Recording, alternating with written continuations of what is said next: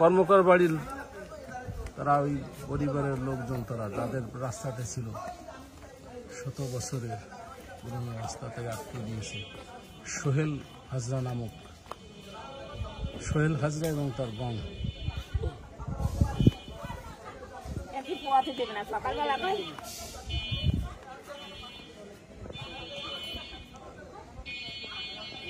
কাকে কি আপনাদের রাস্তাতে এইভাবে আসবেন? হ্যাঁ, এই জায়গাতে পথ দিচ্ছে, ওই হলো পথ দিচ্ছে, এই তো পথ দিচ্ছে আমাকে। পথ দেবে না, এও দেবে না আমাকে, ওই সাইডে হাই দাও হেন থেকে আসবা, এই পথকে দেবে, এও দেবে না, এও দেবে না। সেই সকালে নিজের জায়গারই হাইয়া আমাকে দেবে না।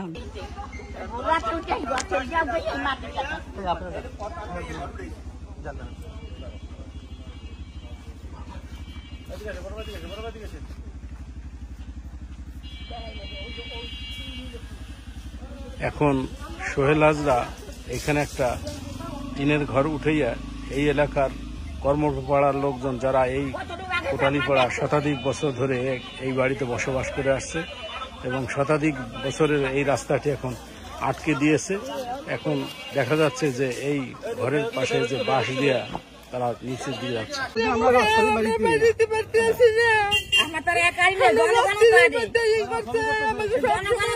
জনগণের রাস্তা কিভাবে বন্ধ করতে পারে? আমি রাস্তা দিয়ে বাইরে এমন পথ নাই আমাকে,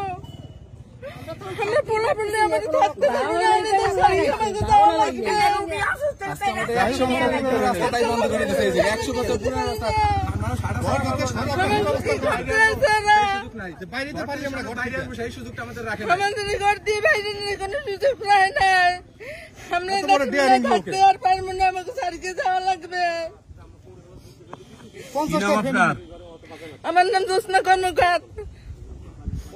এই রাস্তাটা কতদিন ধরে চালু হয়েছে? রাস্তা পুরাতন রাস্তা, ব্রিটিশ আমলে আটকাইছে। সোহেল হাজরা। এর বাপের নাম কি?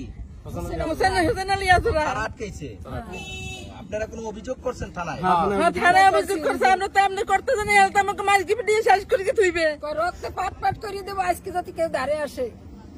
এই কথা বলে তারা। এই জন্য কি সামনে ভরে গেছে? রাত্রে ভোর 4টার সময় কাজ শুরু হচ্ছে, সেই সময় এসে ওই রাস্তাটা একটু দেখান তো, এইখান থেকে দেখান। একটু ভিতরে যাইতে হবে, যাতায়াত করতে।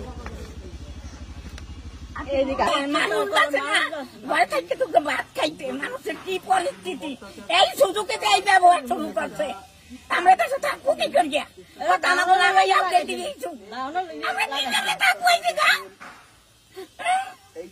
আমরা যখন থাকতে না পারি এই মধ্যে শুরু করছে, দেখেন আমাকে দেশে রাখতে চায় না। এই 2-4 দিনের মধ্যে কোনো সরকার কাছে কিছু। আচ্ছা, আপনাদের এই রাস্তা বাদে আর কি আর কোনো রাস্তা আছে? না, বান্ধা হয় কেমন?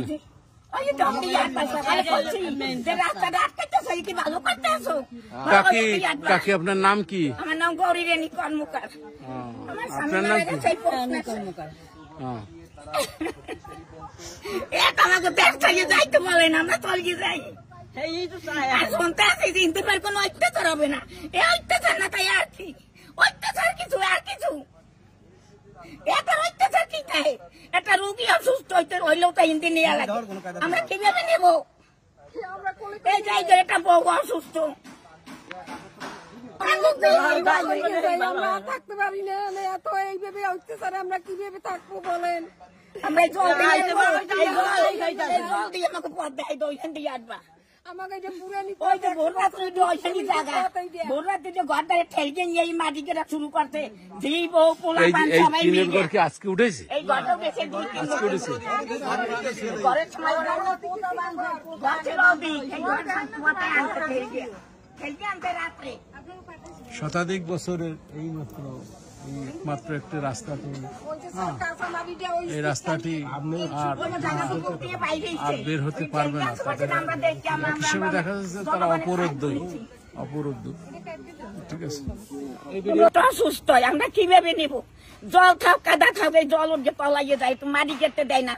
আমার কোনো সময় রাস্তাটা করতে দেবে না। এই জনগণ লাই আমরা অনেক রাস্তা তো দেখছি কাদা